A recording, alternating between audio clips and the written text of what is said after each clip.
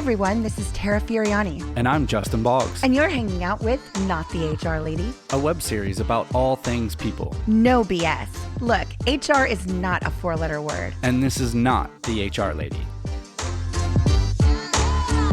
Still not. I know, still not. Still not. Cheers. Cheers. Episode 8. Episode 8. I'm still finishing writing the show. I think like the last minute. I think it's crazy though. Like we're 3/4 of the way through this season. I can't believe it.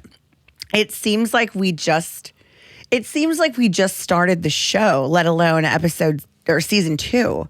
Yeah. And here we are with only 4 more episodes, regular season episodes anyway.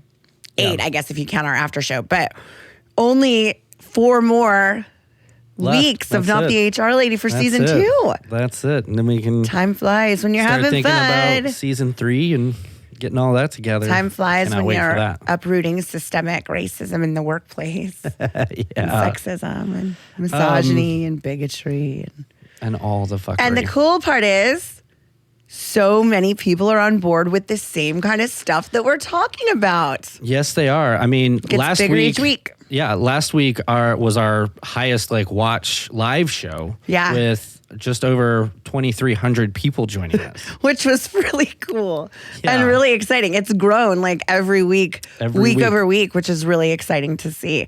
It's great that they're not trolls, we're not getting a lot of hate messages, here and there, but mostly people who are passionate about the work that we're doing and passionate about joining the conversation with us. And that's what we're trying to do. Yeah. So I'm really excited. I'm really pleased. Mm-hmm. Me too. Makes me feel really proud. And the messages were really awesome. Yeah. Yeah. Thank you with locals. Our after show has gotten tons of great feedback. Conversation was awesome. So much, just so much good to see, to say about the conversation and what we got into and all the back and forth and the stories and the laughs and poor Huda at, 3 in the morning, her time. So it was great. Thank you again with locals. We're going to see plenty more of them this season, also next season, and we're going to be doing some special stuff with them here in the next couple of months. So stay tuned for that. Yes, and there was just too many people with workfish stories and in the questions and chats and everything that they were sending to us. But this week's episode is called Boardroom Badass. Yeah. Yes, and we talked a little bit about this on the behind the scenes of what we were going to try and go with, how we were going to try and go with it. It was boardroom baddies, how, but we hadn't written it or filmed it yet. So this is what we settled on. Yeah. So we went with Boardroom Badass and what that means. And we're going to show you a clip that sort of illustrates that. But it's thinking about those skeletons in the corporate closet, thinking about, people at lower levels. It written in the handbook, if you're late and you're an hourly employee, you could be fired if you're late 3 times. I mean, if you take the bus, what's 5 minutes? I don't know. I'm such a flexible person that I just can't imagine a business couldn't function if somebody is just a few moments late. And I realize that some can't. I know there are stores that have to be open and stuff like that. But, a little compassion certainly goes a long way. And I think it's just so funny. I have so many stories of boardrooms gone wild, where there's, people putting strip clubs on the company credit card. Under entertainment, yeah, travel and entertainment. It's I don't think that's the kind of entertainment. TNA was not the kind of travel that's and not entertainment they were hoping for. Stuff like that where it's not even a write-upable offense, but yet I can't be late to work 5 minutes when I make $12 an hour in fear of losing my job. And it's not just that. It's not just that sort of fuckery, right? It's all the secrets at the top. It's insider trading. It's, paying less taxes as the owner of the organization than somebody who is an entry-level employee. And I don't mean apples to apples less. I mean literally less. like zero in some instances. And yet the person over here is filing single one, and like they're lucky if they get $800 back at the end of the year, but they've already paid in like 20-something%. And we'll talk about some of that later on in the show. Yeah. So it's when I say boardroom badass, what we're talking about actually in the episode is how you get in there and how you really, reclaim your space and use your seat, use your privilege. Once you're there, what do you do? Like, we're going to talk a lot about that stuff, but I want to first start with some of the ugly. And while what we're going to show you is obviously a very strong dramatization.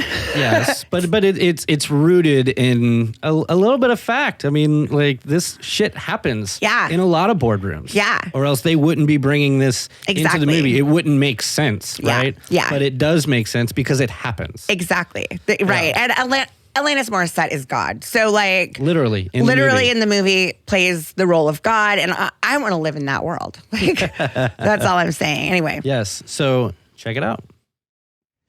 Has anyone seen the overnights? No. We creamed them. Oh, good. Last night was a rerun, which says to me, do I smell onions?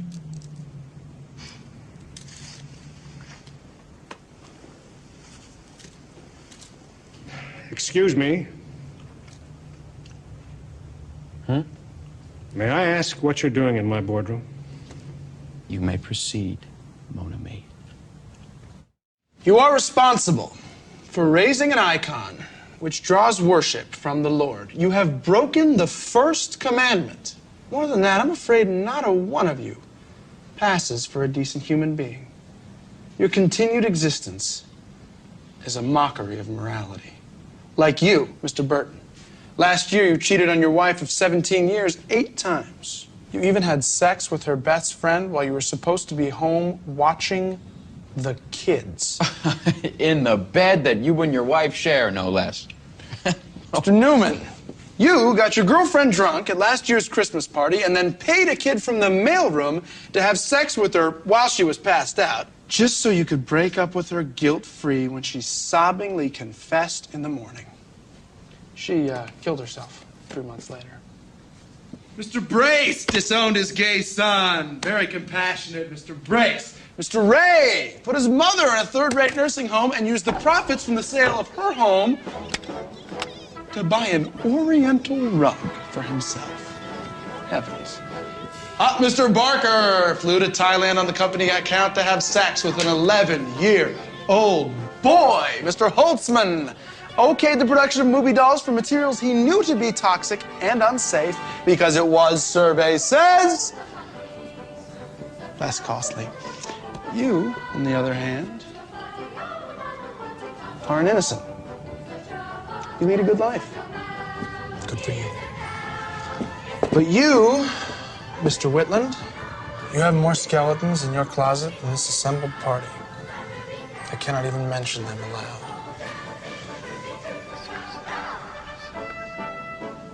You're his father, you sick fuck. You know, with the exception of Miss Price here, there isn't a decent human being amongst you. Not one. Do you know what makes a human being decent? Fear. And therein lies the problem. None of you has anything left to fear anymore. You rest comfortably in seats of inscrutable power, hiding behind your false idol, far from judgment, lives shrouded in secrecy, even from one another. So I love that movie. I think there is a lot of just really, really, really good humor in that movie. Oh, I'm the same. I feel the same And way. again, Alanis is God. Like, you can't go wrong there. No. One, it's a hilarious movie, but two, I thought when we were talking about what we wanted to show, this one came to mind because, you know, while it's incredibly violent, which we didn't show, and certainly we wouldn't show at this time, there's an amazing message, I think, that Matt Damon and Ben Affleck's character come in and call them out on their bullshit. Yeah. Like, hello, like you're somebody who is so morally bankrupt that you're sleeping with 11-year-old boys, in Thailand. Yeah. And you guys are keeping these secrets from each other. From each other. Exactly. I mean, and this is a fictional board, of course. Of course. Right? But it's meant to be like representative of like Disney. Of course. Well, they say like they have theme parks in Florida, theme parks in California. What is it? Like a moose or a... It's a cow. It's the golden cow. Oh, that's right. The golden cow. Mooseby or something like that. Mooby or Mubi. something. I think it's the Mubi. cow. Yeah, Mooby. Yeah. That they end up worshiping this idol, Yes. which is kind of like Mickey, right? Yes, That's their Mickey. Right. But fiction is often rooted in reality. Yeah, absolutely. Absolutely it is. Yeah. And it's a dramatization, but I mean, I've been in instances and been working with organizations and certainly know of people who've had wild corporate scandal that wasn't actually too far off of what the secrets being told in that boardroom. And that's just such an interesting thing to me. And one of the most interesting things is it being rooted in fear. Yeah. That's something that it's talked about in the film. I think it's Ben Affleck's character who's like, the problem is you guys don't fear anything. Right. Right. And that's what makes a person decent. But that's why... Just a little bit, right? And it's fear of not just like being afraid of everything. It's the fear of, of not being the best, in what you're doing, right? I don't know. For those guys, it isn't, but for her, it was. And that's why she was an innocent. Well, you look around the room, white guy, white guy, white guy, white guy, white guy, white guy, white guy, white lady. And so the white guys in the room who were all terrible human beings, and they're not all white guys are, okay, we know we're not talking about you, although we are if you keep saying it's like, what about us? Shut up. It's not about you. We get to the white woman and like women face incredible workplace oppression. Women face incredible fear for their job. When they have or finally get that seat, as a woman who's held it, as a woman who's been the only woman who's held it in a room full of white men, I can tell you that fear plays a big role in almost every decision that you make because you don't have the same privileges. You're not afforded the same grace as the fellow man in the workplace at the C level. I'm not speaking from a place of not knowing. I'm speaking from a place of experience. I've been in that situation for 12 years, and I'm not saying every company I've worked at has been terrible. It hasn't. Right. Some of them have. Some of them had really serious problems why they needed me. But like at the end of the day, I can 100% tell you that the majority of my male colleagues aren't in fear of losing their job every day, aren't in fear of if they say the wrong thing, will that result in... The guys just don't like you. Exactly. Right? Yes. And my comments about Dale and with ACT. If you haven't figured it out, you can. It's right there on my profile. Everybody kept asking, like, are you going to say who it was? And I'm like, it's really not hard to find. Not hard to find out. And then I don't remember her name, and I'm really sorry. I will go back and look, and then I will appropriately credit you on the live show.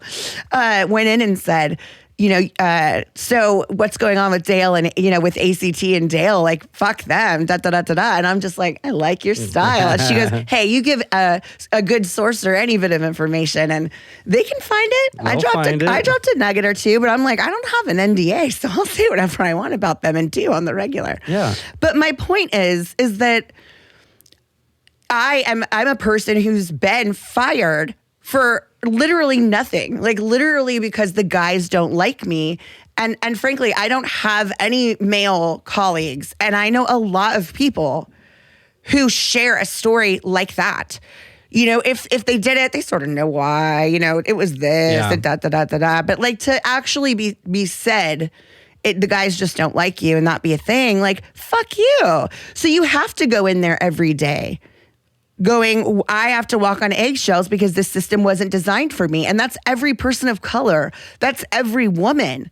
Yes. Not even men of color are necessarily in the man club at the corporate level with the white dudes. until you are, right? And I have been. I want to say that plenty of people of color and women are in great board level C-suite organizations where they are definitely regarded as a peer. I have been in those situations. I have not been in those situations. Some companies are getting it right. Some companies are getting it right. This isn't everybody, but I'll tell you, the ones that are getting it right are really few and far between. And that's just the fact. I mean, pull up any company's executive team or board, and you tell me. Well, I did that. Yeah? Yeah, I did look up a few companies that I wanted to kind of call out for some of their fuckery. Yeah? And some of the scandals that they're involved in. Ooh, I want to hear about Yes. it. What do you got? The company Rite Aid. Oh, I remember them. Yes, Martin Grass. He and several other top executives were indicted for conspiracy to defraud, making false statements, as well as accounting fraud. Yeah. And he served 8 years. Yeah, and they're still in business, so like you can rebound. Yeah, you can absolutely rebound. Like this guy, I don't know if he can. Probably not. But there's another one that the punishment was a little more harsh. Okay. So Bernie Ebbers from WorldCom. Oh, yeah. Yeah. WorldCom. Do you guys So- remember them? That's like right at the height of like cell phones, right? Yeah. So the merger with Sprint fell through in June of 2000 due to antitrust laws. The stock plummeted, and Ebbers and his executive team continued to rearrange the books to the tune of $11 billion in a desperate attempt to cover up the losses. $11 billion with a B. What did he get? What kind of time did he get? He got 25 years for that. Ooh. 25 years. Wow. Convicted of conspiracy, securities fraud, and 7 counts of filing false reports. Wow. Yeah, you deserve that. That's crazy. I mean, you deserve that. yeah. That's crazy. Yeah. And then Martha Stewart. Everybody's favorite felon. Everybody's favorite felon from Martha Stewart Living. Yeah, and Omnimedia. Still in business. WorldCom So- is not, by the way. They could not Right. recover from that. They could not. Things were a cluster. But we all know insider trading. Yeah. And as I said in the making of the episode, Oh, yeah. I mentioned that, like, Snoop said something about her being a baddie. being a baddie. So, like, why not bring it up in this episode? I love think it. It's perfect. I love it. And she is a baddie. I mean, she did her time. Yeah. Moving forward, like she did her time and got out and was like, I'm going to keep going. Yeah. Like, I fucked up. Yeah. Fucked up. Fucked up. But And she there took it is like a she she took it like a baddie. Like a baddie. That's what Snoop said. And recovered. And That's right. She was You know? accountable and accepted responsibility for her crimes. But you don't have to commit a crime to just be accountable for your actions, right? And corporate scandal and bad behavior and not knowing the right thing to do as an executive, as an organization, and not knowing is probably too graceful. Like I'm being too gracious with you in saying that you don't know. Like, you know. yeah. Like, come on. You know. You know, you can say you didn't know. But what, like, that's funny. What would you say to someone who decided that they didn't know that they could be fired for showing up to late to work 3 times? You would be like, well, that's just too fucking bad, right? You should have Yeah. read the employee handbook. You should have read the handbook. Yeah, you signed the handbook. You should have read it. Like, that's what would be said to an entry-level employee. Yeah. That's what's so fucked, is there's just such double standards. And when I was younger, I would think about, you know, executives and people on boards. My mom was on boards. My mom was an executive. You know, I'd like look at them and I'd think about, you know, that's like the epitome of like professionalism and success and executiveness and it's like something to look up to. Yeah, it really is. And now it is so few and far between when there's an executive you actually look up to, because so many of them are just shits. Like so many of them are just complete trash that they're hardly role models anymore. Maybe that's why people go to like sports figures. You know how I always say, like, I just don't understand what is so appealing about XXX unless they're doing really good work. Like Dwayne Wade is a good example of someone doing good work. I think that's why everybody loves Martha, though. Like, Yeah. 'cause she did her time, and she's still back on it. Like, she's doing it. She came back to She work. came back she didn't to work. like hide. She didn't retreat. She didn't hide or retreat. She took it like a baddie. You don't have to cancel someone. No. Like, you don't have to. I mean, situationally dependent. Sometimes you people do. fuck up. But sometimes people fuck up. Yeah. And depending, I think depending on the fuck up, it depends on how you can recover. Yeah. You know? I agree. And what you do to repent. And what you do to repent. Yeah. Yes, I agree. I think that you have to commit to changing. Like, yeah.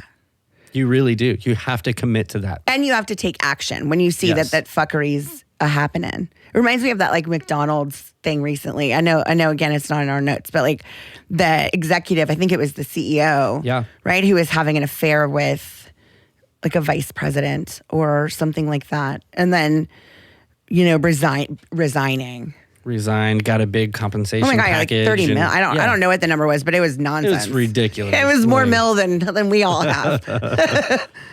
Yeah. For sure. And I'm sure it's in their handbook that you can't fraternize with then should I, like, employees. that's just double standards, right? Again. Yeah, the huge compensation package. You show up late 3 times, you're fired. Like, you're lucky if you get show your up PTO. late 3 times. Like, Yeah, you're not going to get your PTO unless you're in a state that requires you to get it. Yeah. Like, no way. You're just getting the can. They're going to deny your unemployment too. But this motherfucker got 38 mil for fucking someone on his leadership team. Like, what? Yeah. What? How is that? How can, I don't know. I know this isn't like necessarily the topic of boardrooms, obviously, but so much of the boardroom, obviously, and the fuckery that goes on up there directly, impact. I mean, obviously, everybody knows this. Everything that happens in the boardroom directly impacts, yes, the front line. But I just don't know if people grasp to what gravity this happens and how it affects them. I think that's the big missing piece of the puzzle for so many people. When I hear people think about blind loyalty to an organization or an organization that sort of fucked you, like left you in limbo for like a long time and then just like, nope, sorry. We can't do it. We're restructuring, but that doesn't include you. When you do that, like why there's such deep loyalty, right? When companies just, at the end of the day, care about themselves for the most part. and not the employees. And not the employee. And especially when it's so obvious with organizations like McDonald's. I realized that was a part of his severance package, pre-negotiated employment contract, whatever, executive compensation package. But like, there has to be a clause in there that if you break the rules, you are fucked. Yeah, not just like if we no longer want your services as a CEO, you get this package. But like if you break some rules, every then severance package I've ever written or worked with an attorney to write obviously includes that, both actually, but the offer letter that I've ever written or had written for my teams with an attorney includes absolutely that. Absolutely that every time. This is your package unless you break the rules. Right. Which is what it should be. I just don't like that. That's what so bothers me between the boardroom and the executives and, the rest of the world of work. It's without the people down here who you don't want to pay $15 an hour to, you don't even want to pay a livable wage to, can get fired for pretty much anything. And that's true because it's at will in almost every place. And I'm talking U.S. Different countries have different.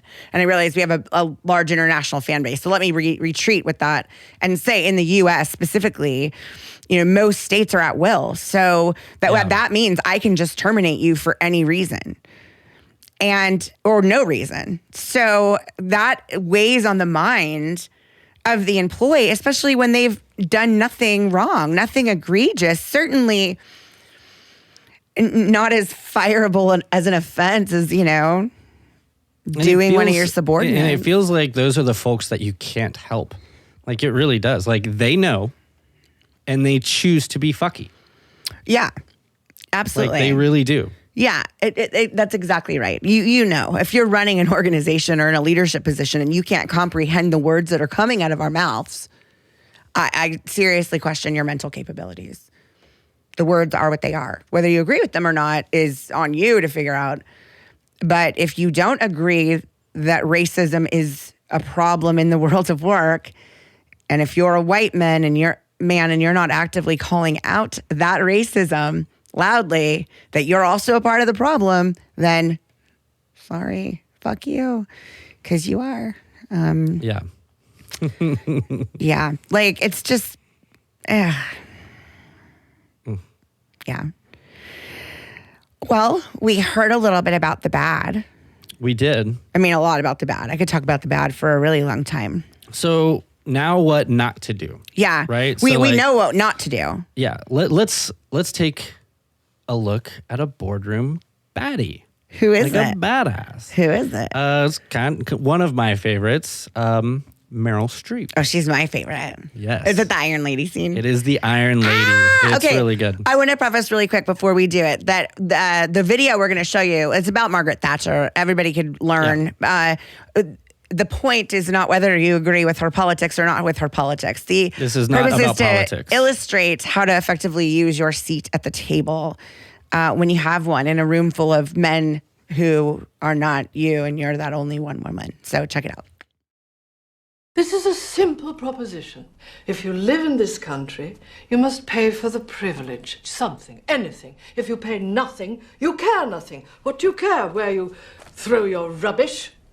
Your council estate is a mess? Your town graffiti? What do you care? It's not your problem. Somebody else's problem. It's the government's problem. Your problem, some of you, is that you haven't got the courage for this fight. No, you haven't had to fight hard for anything. It's all been given to you, and you feel guilty about it. Well, may I say, on behalf of those who have had to fight their way up and who don't feel guilty about it, we resent those slackers who take, and contribute nothing to the community. And I see the same thing, the same cowardice in our fight within the European Union. Cowardice for the sovereignty of Britain, the integrity of the pound. Some of you want to make concessions. I hear some of you agree with the latest French proposals. Well, why don't you get on a boat to Calais? Why don't you put on a beret and pay 85% of your income to the French government? What can we realistically hope to achieve by the end of session, Lord President? And why have we not made more progress to date? What is that?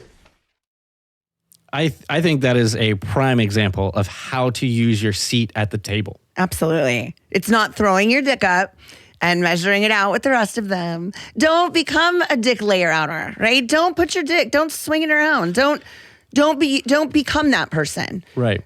You know, use your seat to change the dick measuring. Yeah. If you have to call people out, sometimes you have to call them out. Yeah. And if you look in the room, and if you look like Justin and you're a feminist, and if you hate the word feminist, I'm sorry, but you are. That just means that you support the equal treatment of women. Yeah. Literally. Use the privilege and the seat that you have to help elevate the voice of Meryl Streep in the clip instance, you know? Who's her ally in the room? Who's going to say like... Who's going to stand up and say, you know what? She's absolutely right. Right. And I am behind her 100%. And if you're not, if she or I'm beside you. Yes. Like, whatever. And if she is wrong and everybody disagrees, say that too. Do the same thing you would do in any normal circumstance. Yes. Right? You don't have to tiptoe around the tulips when you're talking to a lady. Yeah. Like, just talk to us like normal human beings. Yeah. Don't sexualize us. Tulips. I'm not even trying it. I think about my grandmother. It makes me happy. That's a weird Down there. pitch. It is. that it's Yes, in. it is. Did I nail it almost? No, Was I close? it was a little like it was a little pitchy, dog. Well, the song is, and it's like real vibrato. It's not like Gwen Stefani pitchy though. It's like differently pitchy. Yeah. Old school pitchy. I'm gonna sing. Do it. You got to. You got So to. yeah, like white men, we have the ability to make a great change. Yeah. And we need to do that. We need to use our voice at the table. And your privilege. And our privilege. For others. Yes. Not just for you. Yes. I love it. So It's been a year of COVID and almost exactly a year of not the HR lady. Cheers. Yeah. I love it. I love it. And it's gone by really fast. It really has. It really has. We've been talking about the world of work, how to stay safe with COVID, the latest on COVID, the latest on news and politics. We covered the election. We covered Georgia. We took you through the stimulus ins and outs. We've done a lot with you over the past year. We've been actively invested in changing the world of work. Yes. So there's so much that is systemically wrong, like the world over. It's so true. There's so much work that we still have to do. Much of what we talk about, racism, misogyny, sexism, bigotry, and just the general lack of fucking humanity. Yeah. Like, come the fuck on. Be a decent person. It's not that hard. And wash your damn hands. Oh, yeah. It's not just a problem here at home or where you live. It's all over the world. It's international. That's right. And a lot of what we hear is, what can I do to help? You know, is my impact even meaningful? I'm just local to da-da-da-da-da. Stop it. Everything you do helps. Everything you do helps. Yeah, and that's what 2020 was all about, was helping others. And our friends at Wahoo's Fish Tacos. Oh my gosh, this is literally one of my favorite places. It's my hometown place to eat. They've been aiding frontline workers in conjunction with KLOS radio station in Los Angeles and numerous other stations. And Southern California businesses. Including my old employer, Lone Depot. Oh, that's awesome. Yeah. Glad to see they got on board. Absolutely. That's really cool. And they're feeding frontline workers by the tens of thousands. That's right. Tens of thousands. Yeah. And they're also working with Monster and Hintwater. Wing Lam, the CEO of Wahoo's, will be joining us at our live after party in our chat. So check out what they're doing at California Love Drop and how to get involved. I love that, by the way. California Love Drop. I like it. You see what they did there? I like it. They did there? Okay, check it out. My name is Wing Lam. I'm the co-founder of Wahoo's Fish Taco. And what a year 2020 has been. It's a year about reinventing yourself. Wahoo's has been around for 32 years, and in the entire history of our company, there's been nothing like what just happened in this 2020. It's all about reinventing ourselves because we literally lost 85% of our sales. How do you reinvent yourself? Going back to the roots. One of our pillars has always been about serving the community. So we found a way to not only serve the community and the frontliners, we managed to keep 4 additional stores from closing down. And it's a total win-win, but you have to reinvent yourself. Back in April, when this whole thing kind of got going, we went to one hospital. We took care of about 300, nurses and doctors. And all of our friends started noticing what we were doing. And my buddy at KLOS, Wendy, called and said, hey, what else can we do? Nobody's doing anything. So she was able to get Heidi and Frank to help us and basically give us some coverage and talk about what we were doing in the community. Well, we had a great week, and it's Friday. Yes. But, it's in the middle of the heat wave, it is crazy to be out there doing what we've done because it is warm. But we started out, we had the annual backpack drive at the City of Industry with Sean Lee and the Purist Group. We collected a bunch of stuff, which then in turn we were able to take it to the Sister of Watts over in Compton. We gave away over 500 backpacks and school supplies to them.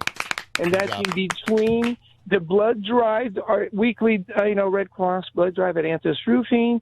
Thanks to Corey and Charles there for putting that together. And we went over to the Dream Center and then we did the community meal drive with backpacks as well. We did the Orange PD.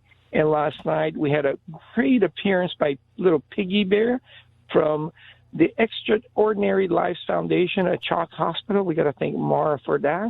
And then, crazy or not, this week has been great because all the county supervisors and the city councils from all over Orange County have been helping us, make deliveries to the different PD and sheriff stations. So we got to give a shout out to Stacy Davis and my good old friend John Warner, J-Dub.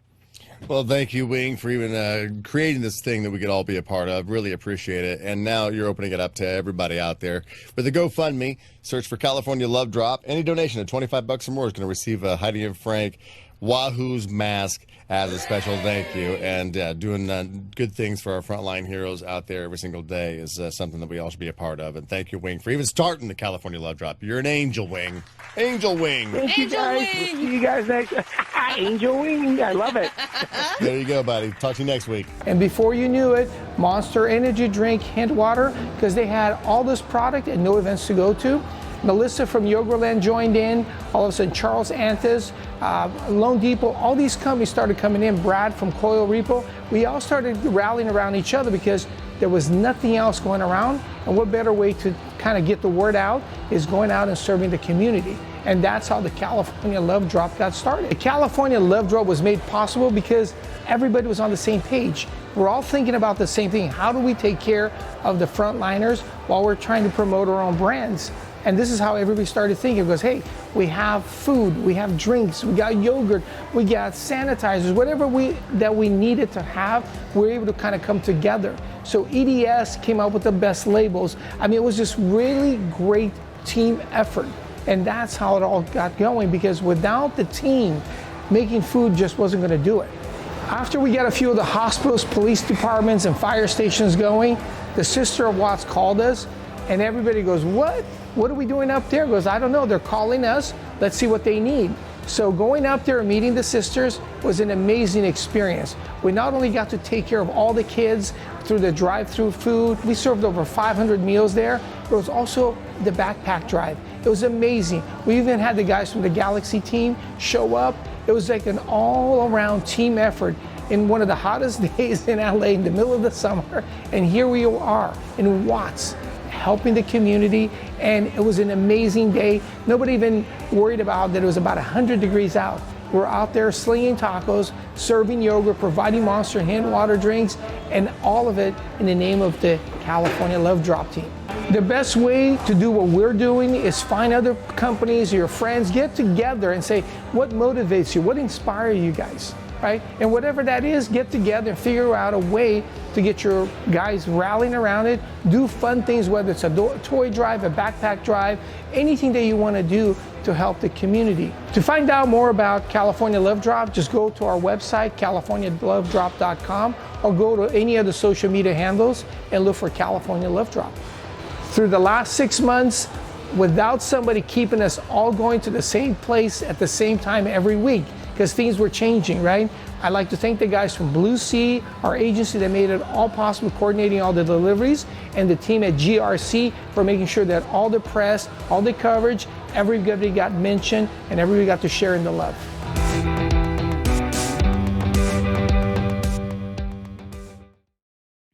That is so cool. I know. I have literally been eating at Wahoo's Fish Tacos since the early 90s, and they have always been ahead of their time with a community focus, with a people focus, being, just people forward, and fucking delicious. Oh, it is fucking delicious. I know.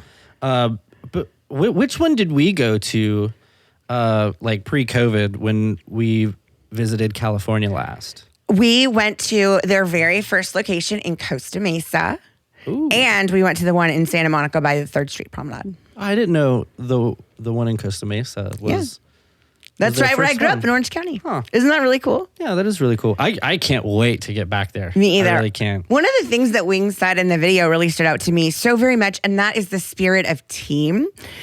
Those organizations mentioned, their leaderships, their boards, they all bought into fostering that human spirit and that human connection to actually do good for others. And I think that's just such a beautiful example of being boardroom badasses. Across the board, these Southern California businesses and organizations really rallied together to provide for so many people. And you saw it wasn't just food, which is just so great to see. So tell us once more, how can you be a boardroom badass? All right. Or just a badass in any room that you're in. Ooh, that's really good. Okay. Yeah. It doesn't have to be the boardroom. To be a badass in any room that you're in, take up space. It is so critical that you take up the space that you're living in, that you're working in, that you're allowed. Don't pull in for the sake of others. Don't be silent either. Use your voice, use your influence. Know that you belong there. That is so critical. I think that's a really good one. Yeah. Believe in what you're saying and believe in what you bring to the table. Don't compromise who you are. No, never. You can't. Just say no. If you need to say no, say no. Don't throw your dick on the table to also be measured along with the rest of the fuckeroni like we just talked about, or you're wasting your seat. Like you're wasting that representation and it might just be you. Don't subscribe to the white male patriarchy. Don't throw your dick on the table too. Help the team realize why dick measuring is not going to help us win long term. I'm dying at the dick thing. I'm sorry. I'm just saying, as many boardrooms as I've been in, it's like, it's all chest puffy. Yeah, and a lot of like false confidence. On the table, pissing contest, whatever you want to call it. Yeah, it's the same thing. It's the guy driving the really loud car or the giant lifted truck, or like it's like, like you're overcompensating for something, and that's. Don't be that. Don't do that. You don't have to one up everybody. Not every idea has to be yours. Yeah.